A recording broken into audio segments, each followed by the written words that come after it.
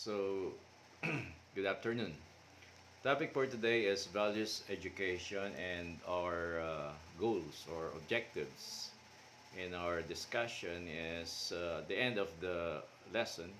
The students are expected, number one, show appreciation of Filipino values, define values and value systems, differentiate interpersonal and intrapersonal value conflicts, describe oneself as a person, rank values as how they are important to them, explain passages relating to Filipino values. So, what is we're talking about? Values education. It is founded on a sound philosophy of the human person with all its philosophical ramifications and applications. The supreme and overacting uh, arching value that characterizes education is human dignity. Okay, pagpapahalaga sa sarili. Another meaning we can see this before we discuss. Value has been defined as any object, activity and or frame of mind that a person considered to be very important to his or her life. Ano yung pinagbibigyan ng halaga? Latin word is valere, which means to measure the worth of something. These principles that are guide our actions, thoughts, and activities. Why is it important? Why do we need to discuss values education before we discuss service or in relation with service or national training service? So, uh, chains, no? We were talking about chains. This is an inside-out chains. So we should identify the values that we have, a Filipino value, and then we will share this to others. Now, why is it there is a conflict? Because there is a positive values and negative values. The positive values are uh, values that are the actions gives a pleasant feelings, good feelings, okay, to ourselves and others, okay, and negative values, these are actions that we normally repent, values that are not acceptable to any form of organization. We have moral and immoral. So positive values and negative values. So we can see the conflict of these two. Okay. Um, we will discuss the positive one. Now, like what I've said, there is a value conflict. Value conflict, according to Andres, it happens when a person do not value the same thing because of individual differences. Each person has different values from one another. Hence, it must be respected to avoid conflict and misunderstanding. Kanya-kanya ang ating pananaw when it comes to, for example, the positive one is honesty. And in negative value, dishonesty is being practiced. Sometimes kasi nakasanayan na ng mga tao na their hearts is so callous, sobrang kapal na when it comes to ang feeling nila, naniniwala sila that what they are doing is acceptable to the organization, accepted yun, and yun ang tama. But it's wrong. So, kasi ang puso nila ay kalos na. So, that's why conflict is there, no? There are types of value conflicts. Meron tinatawag na intrapersonal conflict and interpersonal conflict. When we talk about intrapersonal conflict, intrapersonal self is within himself, no? Actually, it is in our mind. The battleground is our mind, no? Gagawin ko ba to? Hindi ko ba gagawin to? So, there's a conflict in us. So, this is what we call intrapersonal. Another one is interpersonal. This conflict is social and organizational. we have different views, ideas, opinions. That's why merong conflict, no? And base ito sa uh, ating values, no? Now I want to share Romans chapter 12 verse 1 to 2. It says that I beseech you therefore, brethren, by the mercies of God, that you may present your bodies a living sacrifice, wholly acceptable to God, which is your reasonable service. And do not be conformed to this world, but be ye transformed by the renewing of your mind, that you may prove what is good and acceptable and perfect will of God. So si Pablo ay nakikiusap sa mga kapatiran sa biyaya at awa ng Diyos. Sabi niya, ibigay niyo ang iyong katawan, a living sacrifice, holy, acceptable to God, which is your reasonable service. We're talking about service. Actually, that service for that to God, service to God is worship. No? When we do or service to God, it's a form of worship. To others, we will not worship others. Other people will not worship them. But we will do a great service for them, a reasonable service. First of all, we have to present our bodies. This is a positive value that we need to do. And a second one is do not conform to this world. Huwag umayon sa takbo ng sanlibutan. But be transformed, no, change ourselves, our actions, and the way we think, no. How? By the renewing of our minds. Change our mind, no. Let's say we are thinking of dishonesty, corruption. Then change it to the good one, being the positive value, okay, from negative to positive value, that you may prove. After that, when you choose the positive value, then you may prove that what is good, that is number one, and acceptable, number two, and perfect will of God. So take note of this, Romans chapter 12, verse 1. Now this is what we call the inside out change. No? Started from ourself, our mind, and it will radiate, no, to others, our family, friends, our surroundings, our community, barangay, to nation, to the national service, to the world. No, we don't know. We can be give impact to the world and to the universe. No, so that's it. No? It started from oneself.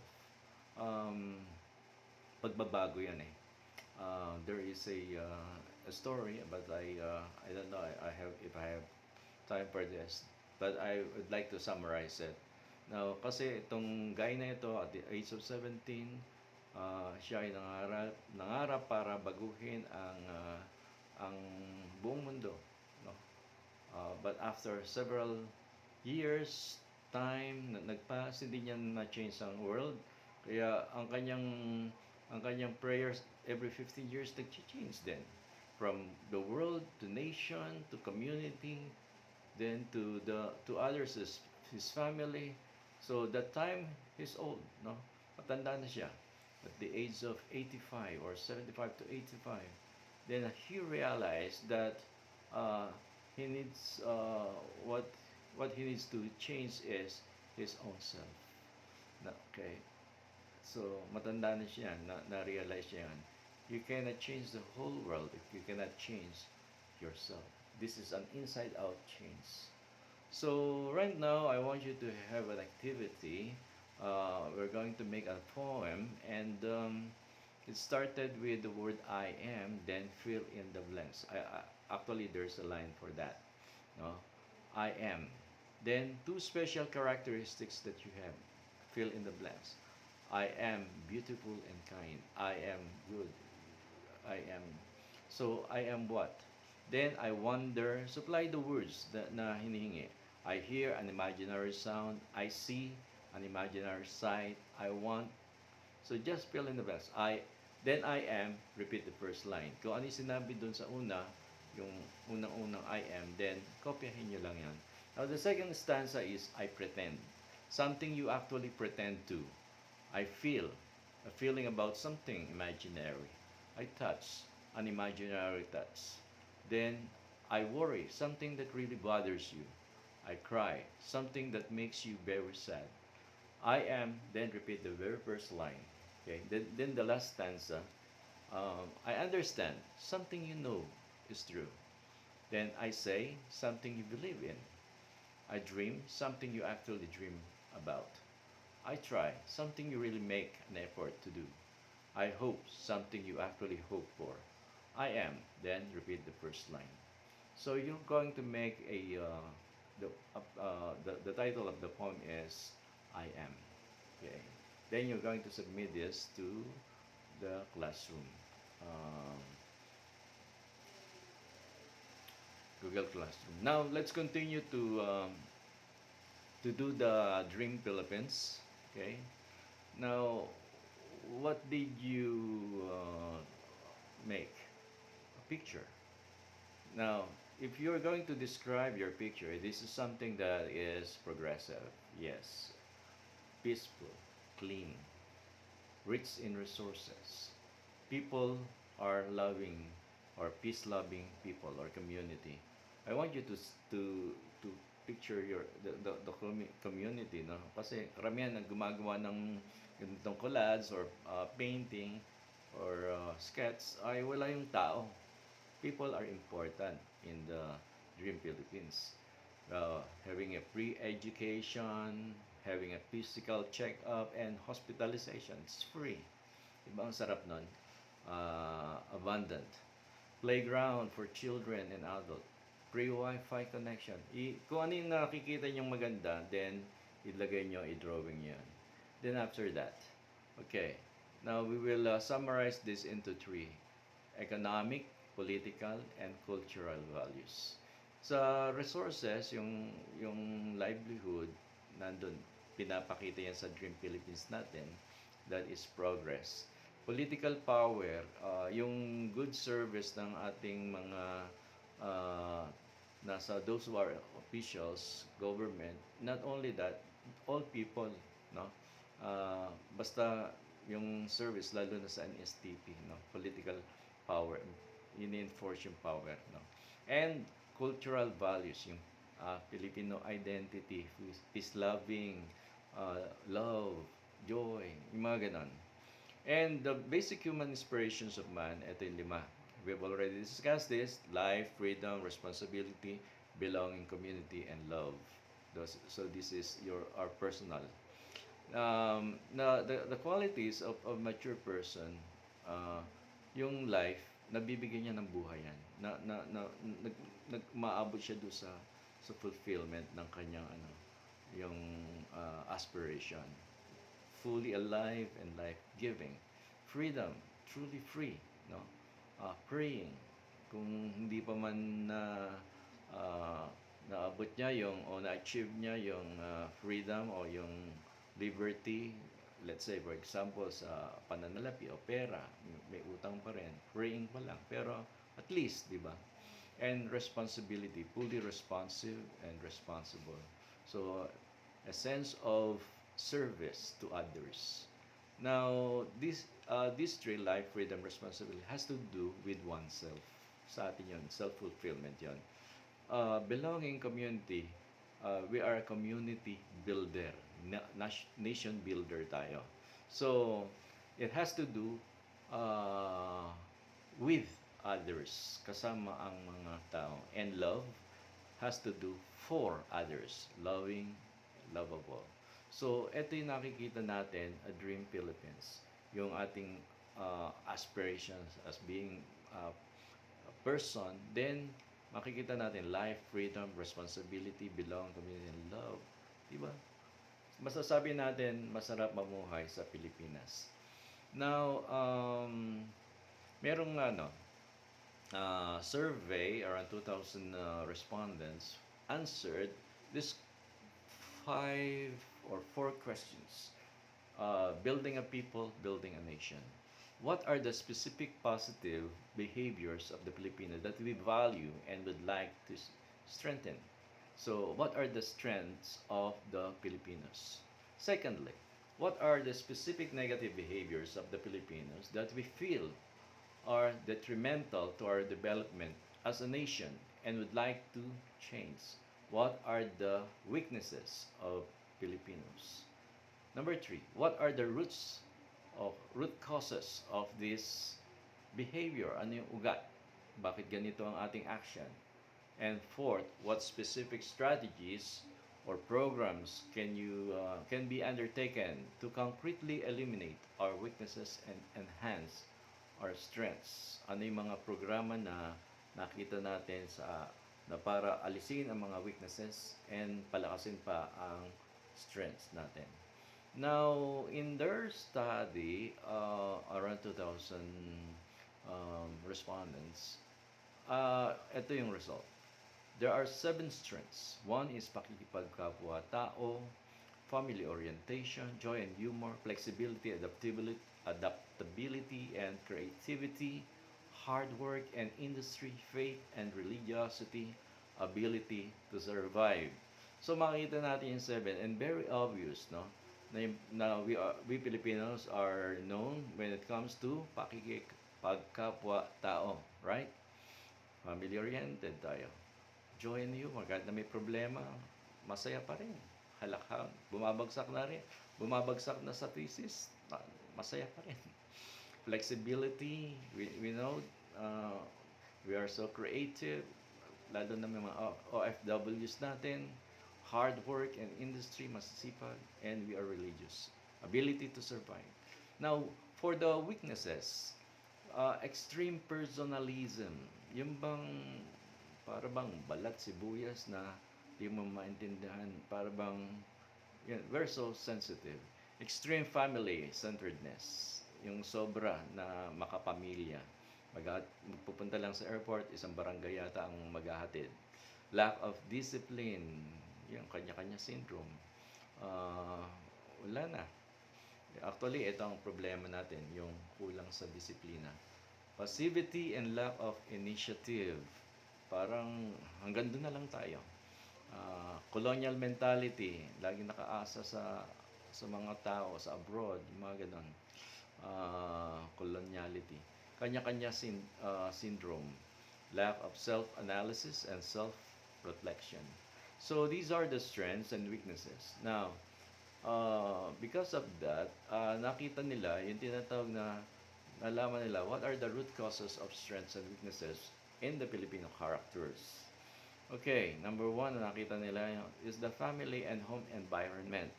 Kasi ito yung kultura sa ating pamilya. Social environment, culture and language, history, yung mga minana natin sa Espanyol, yung tinatawag na manyana habit.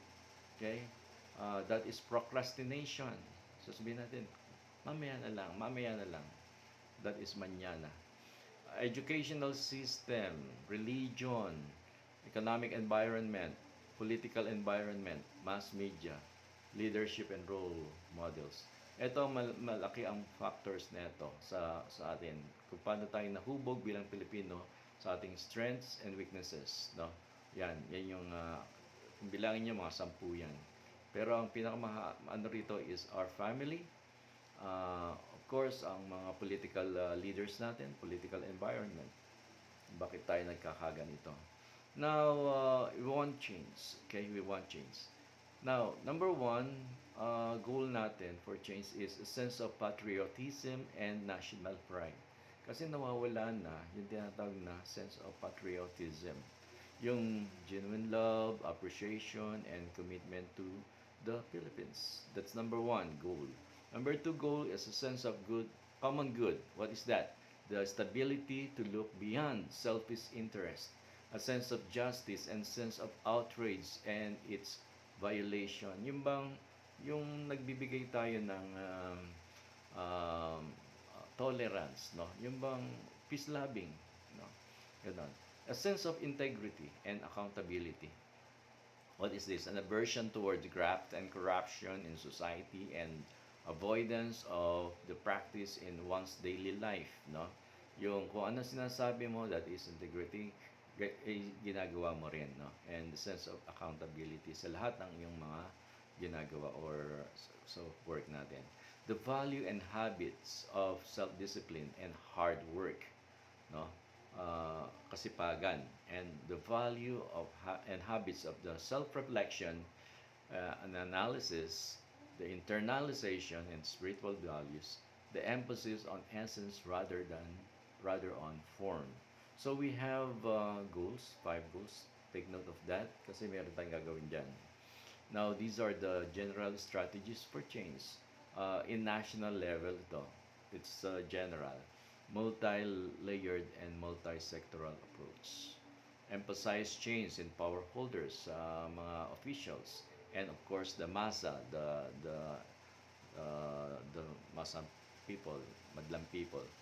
Involve personal as well systematic or structural change. Should be holistic, emphasizing individual as well as systematic or structural change. The change should involve a critical mass of people. The goal should be cut up into what? Bite-sized pieces, no? Yung malilit lang kasi step by step 'yan for implementation. Must be connected to the daily life of people. No? Self-discipline, mahalaga yan. Must be implemented by act of the will and the involved self-sacrifice. So these are the general strategies for change. No? Ito yung mga guidelines. Now, ang gagawin natin, we'll go to the specific strategy. So, I want you to take note, pero this is not what we're going to do, no? Kasi yung specific strategy, yung katulad ng number 1, sense of patriotism and national pride, has to do with ideology, history, language, education. Now, trade and industry, media, advertising, government, nakikita yung ano na may programa ang national dapat let's say sa media, sa advertising, very visible naman nakikita yan kung pambansa awit ng Pilipinas, tayo tumayo, lalo na sa sinihan, di ba, ina-advertise nila yan. So this is the sense of patriotism na yan, maraming ano yan. Another one is sense of common good, no? Yung pagpaparaya sa kapwa, no?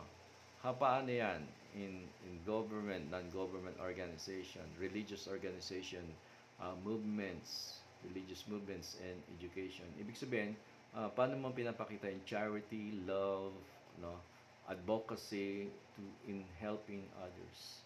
Another one is sense of integrity and accountability, more personal to. Pero sa leadership o sa government, anong dapat na makita yung tinatawag na integrity on, let's say, graft and corruption, paano maaayos yan sa educational and training. The value and habits of self-discipline or discipline and hard work, no? Ano yung reinforcement systems natin, paano na mapupush yung tinatawag na disiplina sa ating bansa. The value and habits of self-reflection and analysis, no? So yung let's pause for a moment, and anong dapat gawin ng gobyerno when it comes to self-reflection, anong ginagawa ng religious organizations, NGOs, small groups, no, community, the government leadership, paano ba tinitingnan yung ating let's say pagbagsak ng isang economy, no? Yan. So we have 5. Now, this is our activity. For each goal, you have to come up with 5 practical proposals in the following. Tatlo lang yan. Oneself, family, and community. Yun lang, tatlo muna. Huwag na muna yung national. Example, sense of patriotism for oneself. No? Attend flag raising every Monday. That's activity number 1. So, activity lang ang gagawin natin. So, this is the example of 1, patriotism. Tapos, oneself, we have 5. Yung proposed activities natin, good grooming, ganun lang ka, yung 1 praise lang. Sorry nga, tapos 1 to 5 yan, at least 5. Then, go to the family. Then, community. Join the barangay with barangay youth, cleanup drive. Then, for example lang yan, Then, common good, goal 3 is integrity and accountability. This is personal lang, oneself, discipline and hard work, self-reflection, analysis, and spirituality. So, nakuha nyo? Then, thank you for listening. I hope na meron tayong